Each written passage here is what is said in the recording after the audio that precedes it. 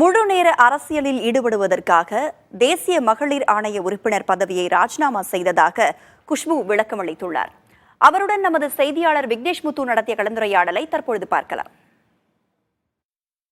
திடீர்னு ஒரு ராஜினாமா, கிட்டத்தட்ட நாடு முழுவதும் இந்த பெண்களுக்காக தொடர்ந்து குரல் கொடுத்தீங்க, உங்களுக்கு ஒரு அங்கீகாரம் கொடுத்தாங்க. இது ராஜினாமா செய்வதற்கான காரணம்?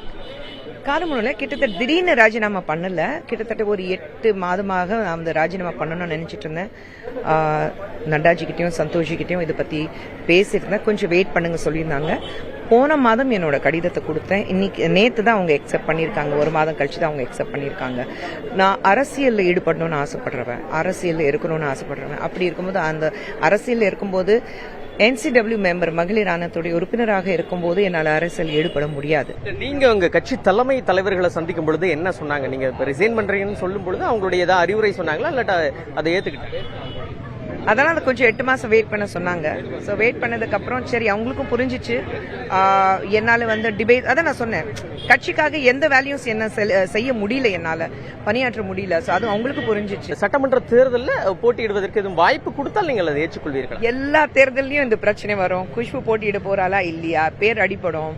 ஒவ்வொரு முறையும் நான் ஒரே விஷயம் சொல்றேன், மேலிடத்துல தலைவர்களுக்கு நல்லா தெரியும் யார் எந்த இடத்துல நின்னா அவங்களுக்கு லாபம் இருக்கும், கட்சிக்கு சார்பாக ஒரு பெரிய பிளஸ்ஸா இருக்குன்னு அவங்களுக்கு தெரியும்.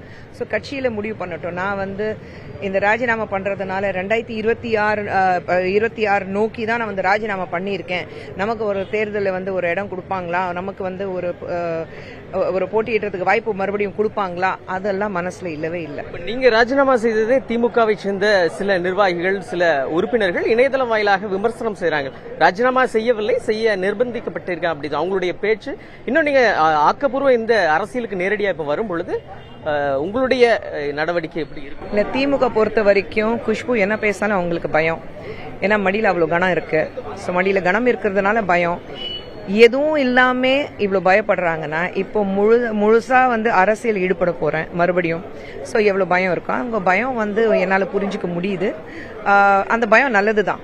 என் பேர் பார்த்தாலே கொஞ்சம் பயப்படுறாங்களே, அது நல்லதுதான். அவங்க வீட்டுல என்னென்ன இருக்கு, கண்ணாடி வீட்டுல உட்காந்துட்டு மத்தவங்க வீட்டுல கல் தூக்கி வீசக்கூடாது. அவங்களுக்கு ஒரு சின்ன அட்வைஸ் தான். அந்த கண்ணாடி வீடு ரொம்ப சீக்கிரத்துல உடைய போகுது, அது மட்டும் தான் சொல்வேன்.